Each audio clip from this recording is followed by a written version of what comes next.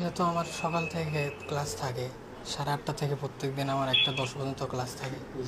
আমি ক্লাস করেই নামাজটা শেষ করে চলে আসি বাসায়। তো আজকেও ওইরকমই নামাজ শেষ করে আসতেছিলাম। আমার আস্তে আস্তে আজকে একটু দেরি হয়েছে, নামাজ শেষ করে স্যারের সাথে কথা বলে আসতেছিলাম। এই জন্য 1:50-এ আমি বাসায় আসি। তো এসে দেখলাম যে বাইরে তালা লাগাই দেওয়া। তো আমি ভাবছিলাম হয়তোবা আম্মু যেহেতু হয়তোবা বাইরে গেছে বা কোথায় গেছে, গেলে তালা লাগাই দিয়ে যায়। তালা লাগাই দেওয়া ছিল, যেহেতু আমার কাছে এক সেট চাবি থাকে, বাইরের গেটের আর এখানের একটা থাকে আমার কাছে। আমি খুলে ঢুকছি, ঢুকে তো সবই ঠিক ছিল। আমি ব্যাগ রাখছি আমার রুমে, রেখে আমি ফ্রেশ হওয়ার জন্য টয়লেটে আসছিলাম। এদিকে আসার সময় ওই রুমে দেখলাম যে নিচে কুড়াল পড়ে আছে, কুড়ালে বাঁশ দেখা যাচ্ছে। তো আমি ভাবলাম যে বাঁশ এখানে কে রাখছে। তো ওইদিকে যাওয়ার পরে দেখলাম যে আলমারিতে এরকম কোপানোর চিহ্নগুলা ছিল।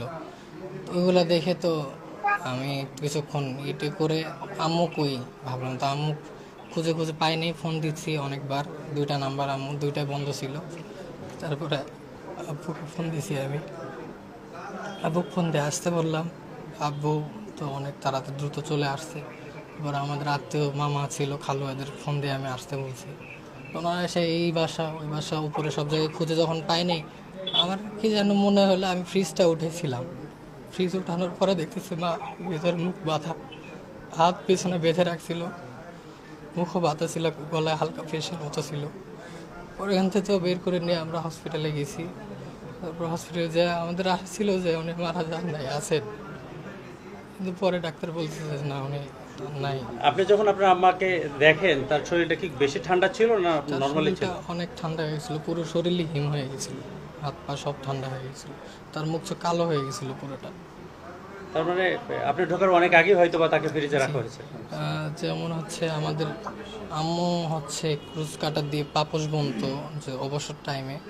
তো নিচে যে ভাড়াটি আমাদের ছিল, ওই পাশে একজন আছে, ওনার কাছে শেখাই নেওয়ার জন্য যেত। তো উনি বললো যে 12টার সময় নাকি ওনার কাছে সুতা নিয়ে গেছিল। তো আমার যতটুকু ধারণা যে 12:30 থেকে 1:30টার ভিতরে এই ঘটনা ঘটছে। কারণ আর আপনি বাসায় সময় কেউ ঢুকেছেন থাকে কয়টায়? না। আমি বাসায় ঢুকেছি 1:50-এ, 50 নাগাদ। কি চাচ্ছেন যে আপনার মায়ের মৃত্যুর ঘটনা নিয়ে? আমাদের তো তেমন কিছু চাওয়া নাই, যে করছে আল্লাহ কাছে বিচার দেব। আর আমাদের আল্লাহ যেন শহীদি মর্যাদা দান করেন, মাকে জান্নাত নসিব করেন। যারা করেছে তাদের শনাক্ত করে আইনের আওতায় আনা হোক। আইনজীবী আমাদের আছেন, আইনের লোকজন আছেন, তারা চালাচ্ছে সেই অভিযান চালাচ্ছে অভিযান। তো ওনারা করুক, আর কারোর সাথে যেন এরকম না হয়। আমার নাম সাদ বিন আজিজুর রহমান। আপনার কয় ভাই? আমরা 2 ভাই 1 বোন। বোন সবার বড়, ভাইয়া, তারপর আমি সবার ছোট।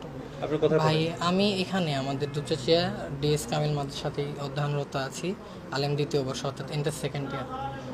তো ভাইয়া আর আপুরা ওরা সবাই ঢাকায় থাকে, আমিও থাকতাম না। আমি সম্প্রতি 1 বছর আগে আসছি দাখিল, অর্থাৎ যে এসএসসি পাস করে আমি এখানে এসে ভর্তি হওয়ার উদ্দেশ্য একটাই ছিল যে বাসায় আব্বু আম্মু একাই থাকে, কেউ একজন থাকা দরকার, ওই জন্য আসছিলাম।